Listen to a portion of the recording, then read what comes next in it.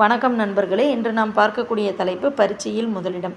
பரீட்சை, முதலிடம், 2ஆம் இடம், 3ஆம் இடம் இந்த வார்த்தைகள்லாம் வந்ததுனாலே முதல்ல நம்மளுடைய எண்ணம் போகிறது 10வது மற்றும் 12வது இல்லைங்களா?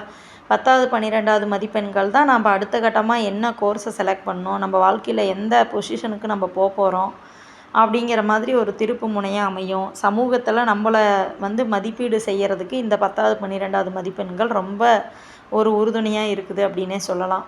ஸோ இந்த மாதிரி இந்த மதிப்பெண்கள் முதல் மார்க்காக எடுக்கக்கூடிய வாய்ப்பு அப்படிங்கிறது நம்மளோட ஜாதகத்தில் இருக்கா? நம்ம ஸ்டேட் ஃபஸ்ட்டு அப்படிங்கிற அளவுக்கு போக முடியுமா? சென்ட்ரல் ஃபஸ்ட்டு அப்படிங்கிற அளவுக்கு போக முடியுமா? அப்படி அமைப்பு நமக்கு இருக்கான்னு எப்படி தெரிஞ்சுக்கணும் அப்படின்னா, லக்னத்துக்கு 2ஆம் இடம் வாக்குஸ்தானம். அந்த 2ஆம் இடத்து அதிபதி ஆட்சி உச்சம் பெற்றிருக்கணும் 1.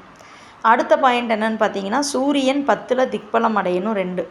இப்போது குரு பார்வை இந்த ஆட்சி உச்சம் பெற்ற 2ஆம் இடத்து அதிபதிக்கு இருந்தாலும் சரி, அல்லது திக்பலம் பெற்ற சூரியனுக்கு இருந்தாலும் சரி, சரிங்களா? குரு அந்த சூரியனையோ அல்லது 2ஆம் இடத்து அதிபதி ஆட்சி உச்சம் பெற்ற நிலையிலிருந்து அவரையோ பார்த்துச்சு அப்படின்னா, கண்டிப்பாக சம்மந்தப்பட்ட நபர் 10வது 12வது இது மாதிரியான தேர்வுகளில் நிச்சயமாக சொல்லத்தக்க வகையில் ஒரு மாநிலத்திலேயே முதலிடம், மாவட்ட அளவில் முதலிடம்னு ஒரு பெயர், புகழ், அந்தஸ்து, மதிப்பெண் மூலமாக அவர் அந்த புகழ் நிலையை நிச்சயமாக அடைவார் அப்படின்னு உறுதியாக சொல்லலாம்.